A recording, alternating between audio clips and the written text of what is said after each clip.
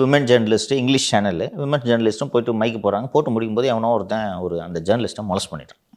அந்த ஜேர்னலிஸ்ட்டு நில குலைஞ்சு போய் அவங்க கணவருக்கு ஃபோன் பண்ணி அழுது, அது ஜேர்னலிஸ்ட் சர்க்கிளில் மட்டும்தான் அது தெரியுது. புரியுதா? அவங்க போய் ஒரு அஃபிஷியலாக புகாராக அதை பதிவு செய்யவில்லை. எங்கேயுமே அது கம்ப்ளைண்ட்டாக ரெஜிஸ்டர் ஆகலை. ஜேர்னலிஸ்ட் சர்க்கிளில் மட்டும் அது பரவுது. அவங்க ஹஸ்பண்டுக்கு சொல்லி புகார் அளிப்பாங்க, பரவுது. ஜெயலலிதாவுக்கு தெரிஞ்சது.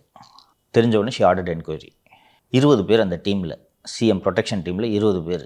யார் என்ன நடவடிக்கை எடுப்பேன்? எப்படி கண்டுபிடிக்க முடியும்? இருட்டு. 20 பேரையும் 20 திசைக்கு அனுப்பிச்சாங்க. மணிமுத்தாறு பட்டாலியன், பழனி, திருநெல்வேலி, தூத்துக்குடி, ஆவடி அனுப்பிச்சாங்க. அப்போ அந்த அறச்சீற்றம் தானே சார் அதுக்கு காரணம்? போவோம், எப்படா பண்ணீங்க? ஆனால் இவங்க ஊபிஐ போய் பார், மகாராஷ்டிராவை போய் பார், நார்த் இந்தியாவை போய் பார் அப்படின்றாங்க. 11 o'clock அந்த பொண்ணு ஏன் போச்சுன்றாங்க, புதருக்குள்ளே ஏன் போச்சுன்றாங்க, இருட்டுக்குள்ளே ஏன் போச்சுன்றாங்க. இதெல்லாம் என்ன வாதம்?